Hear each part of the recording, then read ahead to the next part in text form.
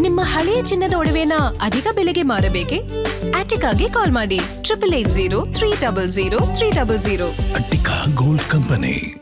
ಸಂಗೀತ ಅಂದರೆ ಕೇವಲ ಸ್ವರಗಳ ಜೋಡಣೆ ಅಲ್ಲ, ಅದು ಭಾವನೆಗಳ ಮಹಾಪುರ. ಮನಸ್ಸನ್ನು ತಣ್ಣಿಸುವ ಅಂತಹ ಗಾಯಕ ಚತುರ ಇವತ್ತು ನಮ್ಮೊಟ್ಟಿಗಿದ್ದಾರೆ. ಆದರೆ ಇವತ್ತು ಅವರು ಮೈಕ್ ಹಿಡ್ಕೊಂಡು ಹಾಡಲ್ಲ, ಹೊಸ ಹೆಜ್ಜೆಯನ್ನು ಇಟ್ಟಿದ್ದಾರೆ. ಆ ಹೊಸ ಹೆಜ್ಜೆ ಏನು ಅವ್ರ ಹತ್ರನೇ ಕೇಳೋಣ. ಸರ್ ನಮಸ್ತೆ ಅಂಡ್ ಕಂಗ್ರ್ಯಾಚುಲೇಷನ್ಸ್ ಸರ್ ಹೊಸ ಹೆಜ್ಜೆಗೆ. ಯಾಕಂತ ಹೇಳಿದ್ರೆ ನಿಮ್ಮ ಪಯಣವೇ ಎಷ್ಟೋ ಜನಕ್ಕೆ ಯಾರು ಗಾಯನವನ್ನು ಇಷ್ಟಪಡ್ತಾರೆ, ಸಂಗೀತ ಇಷ್ಟಪಡ್ತಾರೆ, ಅವ್ರಿಗೆ ಇನ್ಸ್ಪಿರೇಷನ್. ಸೊ ಈ ಒಂದು ಹೊಸ ಹೆಜ್ಜೆ ಅವ್ರಿಗೆ ಅವಕಾಶ ಮಾಡಿಕೊಡ್ತಾ ಇದ್ದೀರಾ. ನಾನು ಹೇಳ್ದಂಗೆ ಇದು ಬಹುಶಃ ನನ್ನ ಜೀವನದ ಈ ಹಂತದಲ್ಲಿ ಇದು ನನ್ನ ಆಸೆ ಮತ್ತು ಜವಾಬ್ದಾರಿ ಅಂತ ನಾನು ಭಾವಿಸ್ತೇನೆ. ಇವತ್ತು ನಾನು ಪಡೆದಿರೋದೆಲ್ಲವೂ ಕಲೆಯಿಂದ. ಹಾಗಾಗಿ ಆ ಕಲೆಗಾಗಿ ನಾನೇನು ಮಾಡ್ಬೋದು ಅನ್ನೋ ಒಂದು ಸಣ್ಣ ಪ್ರಯತ್ನವೇ ಇದು. ಬಟ್ ಇದು ಜನರು ಇದನ್ನು ತಮ್ಮದಾಗಿಸ್ಕೊಂಡು ಈಗ ಕಳೆದ 10 ತಿಂಗಳಿಂದ ನಾವೇನು ಮಾಡ್ತಾಯಿದ್ದೀವಿ ಪ್ರಯತ್ನ, ಇದಕ್ಕೆ ಒಂದು ಭಾಳ ಅದ್ಭುತವಾದಂತಹ ಒಂದು ಸಪೋರ್ಟನ್ನು ನೀಡಿದ್ದಾರೆ. ಹಾಗಾಗಿ ಅದರಲ್ಲಿ ನಾನು ಯಶಸ್ಸನ್ನು ಕಾಣ್ತೀನಿ.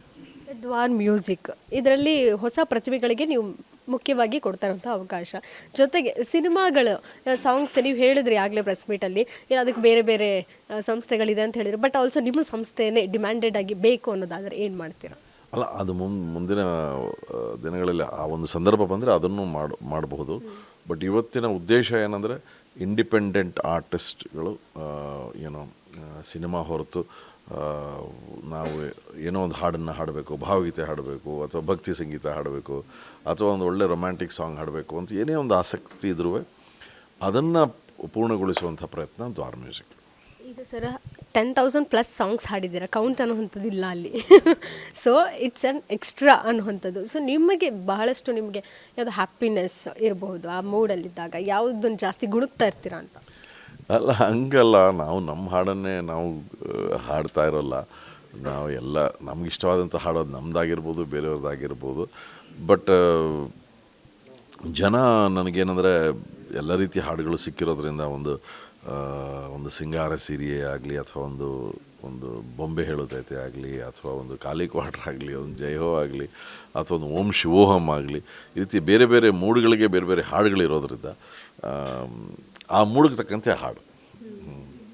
ಹೆಚ್ಚಾಗಿ ಈ ಸಂಗೀತ ಅನ್ನುವಂಥದ್ದು ಈಗ ಟ್ರೆಂಡಿಂಗ್ ಕೂಡ ಆಗ್ತಿರೋಂಥದ್ದು, ಸೋಷಿಯಲ್ ಮೀಡಿಯಾದಲ್ಲಿ ಬೇರೆ ರೀತಿಯಾಗಿ ತೊಗೊಂಡು ಹೋಗ್ತಾ ಇದ್ದಾರೆ.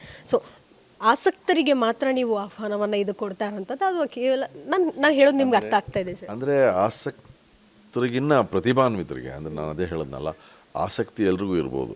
ಈಗ ನನಗೆ ಕ್ರಿಕೆಟ್ ಆಡಬೇಕು ಅಂತ ಆಸಕ್ತಿ ಇರ್ಬೋದು, ಆದರೆ ಕ್ರಿಕೆಟಲ್ಲಿ ನನಗೆ ಪ್ರತಿಭೆ ಇದೆಯೇ ಅನ್ನೋದು ಬಹಳ ಮುಖ್ಯ. ಸೊ ಹಾಗಾಗಿ ಸಂಗೀತದಲ್ಲಿ ಆಸಕ್ತಿ ಮತ್ತು ಪ್ರತಿಭೆ ಉಳ್ಳಂಥವ್ರಿಗೆ ನಾವಿಲ್ಲಿ ಅವಕಾಶವನ್ನು ಕಲ್ಪಿಸಿಕೊಡ್ತೇವೆ. ಈಗಾಗಲೇ ನೀವು ಹೇಳಿದ್ರಿ ರೆಕಾರ್ಡಿಂಗ್ ಸ್ಟುಡಿಯೋ ಇದೆ, ಸೊ ಅದನ್ನು ಬೇರೆ ರೀತಿಯಾಗಿ ತಂಡ ನಿರ್ಮಾಣ ಮಾಡಿದೆ ಅಂತ ಹೇಳಿದ್ರಿ. ಸೊ ಅದ್ರ ಬಗ್ಗೆ ಸ್ವಲ್ಪ ಹೇಳೋದಾದರೆ ಸ್ಟುಡಿಯೋ ಅದು ಯಾವ ರೀತಿ ಮೂಡ್ ಬಂದಿದೆ ಅಂತ? ಅಂದರೆ ನಮ್ಮದು ಇದೇ ಬಿಲ್ಡಿಂಗಲ್ಲಿ ಸ್ಟುಡಿಯೋ ಇದೆ. ಸೊ ಆ ಸ್ಟುಡಿಯೋನಲ್ಲಿ ರೆಕಾರ್ಡಿಂಗ್ಸ್ ಮಾಡ್ಬೋದು. ಇಲ್ಲಿ ನೀವು ನೋಡಿದಂಗೆ ಇಲ್ಲಿ ನಾವು ವರ್ಕ್ಶಾಪ್ಗಳನ್ನ ಕಂಡಕ್ಟ್ ಮಾಡ್ತೀವಿ. ಬೇರೆ ಬೇರೆ ರೂಮ್ಗಳಿದೆ, ಅಲ್ಲಿ ಸಂಗೀತದ ಬೇರೆ ಬೇರೆ ಪ್ರಕಾರಗಳ ಪಾಠಗಳಾಗುತ್ತೆ. ರೆಕಾರ್ಡಿಂಗ್ ಸ್ಟುಡಿಯೋಲಿ ರೆಕಾರ್ಡಿಂಗ್ಸ್ ಆಗುತ್ತೆ. ಇದು ಹೈಯೆಸ್ಟ್ ನನ್ನ ಪ್ರಕಾರ it's a very state of the art. ಒಬ್ಬರು ಫ್ರಾನ್ಸಿಂದ ಡಿಡಿಯರ್ ಅಂದ್ಬಿಟ್ಟು ಅವರೇ ಡಿಸೈನ್ ಮಾಡಿರುವಂಥ ಸ್ಟುಡಿಯೋ. ನಿಮಗೆ ಆ ಸ್ಟುಡಿಯೋದು ನಾವು ಫೋಟೋಗಳನ್ನು ತೋರಿಸಿದ್ವಿ. ಸೊ ಇದು ಒನ್ ಆಫ್ ದಿ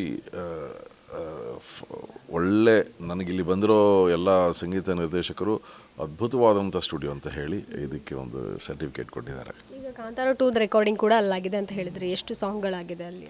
ಅಲ್ಲ, ನಾನು ಹಾಡಿದಂಥ ಮದನ ಮೋಹಿನಿ ಇಲ್ಲೇ ಹಾಡಿದೆ, ಅದನ್ನು ಇಲ್ಲೇ ಮಿಕ್ಸ್ ಮಾಸ್ಟ್ರು ಮಾಡಿದ್ರು. ಅಜನೀಶ್ ಅವರು ಇನ್ನೂ ಬೇರೆ ಬೇರೆ ಹಾಡುಗಳನ್ನೆಲ್ಲ ರೆಕಾರ್ಡ್ ಮಾಡಿದ್ದಾರೆ. ದಾದಾ ಯಾರು ಗೊತ್ತಾ ಹಾಡು ಇಲ್ಲೇ ರೆಕಾರ್ಡ್ ಮಾಡಿದ್ದು. ಸೊ ಈ ರೀತಿ ಬೇರೆ ಬೇರೆ ಹಾಡುಗಳು, ಅರ್ಜುನ್ ಜನ್ಯ ಅವರ ಕೆಲವು ಹಾಡುಗಳಲ್ಲಿ ರೆಕಾರ್ಡ್ ಆಗಿದೆ. ಬೇರೆ ಬೇರೆ ಸಂಗೀತ ನಿರ್ದೇಶಕರು ಕೂಡ ಕೆಲಸ ಮಾಡ್ತಾ ಇದ್ದಾರೆ.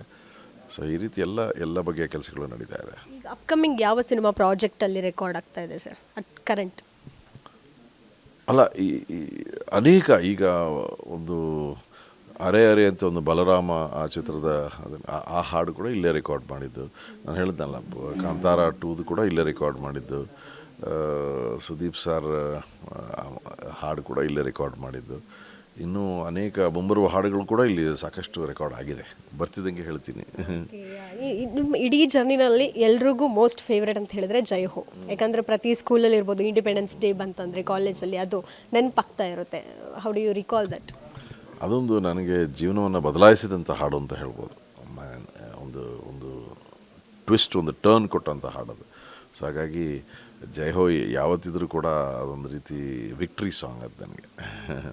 ನಿಮ್ಮ ಇಂಟರ್ವ್ಯೂನ ಸಾಂಗ್ ಇಲ್ಲದೆ ನಾನು ಮುಗ್ಸೋಕ್ಕಾಗೋದಿಲ್ಲ. ಸೊ ಕೊನೆಯದಾಗಿ ಒಂದು ಹಾಡು ಸರ್ ನಿಮ್ಮ ಅಭಿಮಾನಿಗಳಿಗೆ. ಬೆಳಗೆದ್ದು ಯಾರ ಮುಖವ ನಾನು ನೋಡಿದೆ, ಅಂದಾನೋ ಅದೃಷ್ಟನೋ ಮುಂದೆ ಕುಂತಿದೆ, ನಿನ್ನೆ ಕಂಡ ಕನಸು ಬ್ಲ್ಯಾಕ್ ಆ್ಯಂಡ್ ವೈಟು ಇಂದು ಬಣ್ಣವಾಗಿದೆ, ನಿನ್ನ ಮೇಲೆ ಕವನ ಬರೆಯೋ ಗಮನ ಈಗ ತಾನೇ ಮೂಡಿದೆ, ಕನಸಲ್ಲಿ ಅರರರೆ ಬಳಿ ಬಂದು ಅಲ್ಲಲ್ಲೇ ಮುದ್ದಾಡಿ ಅಯ್ಯಯ್ಯಯ್ಯೋ ಕಚ್ಚಗುಳಿತಾಳಲ್ಲಾರೆ. So wonderful, thank you sir. Thank you.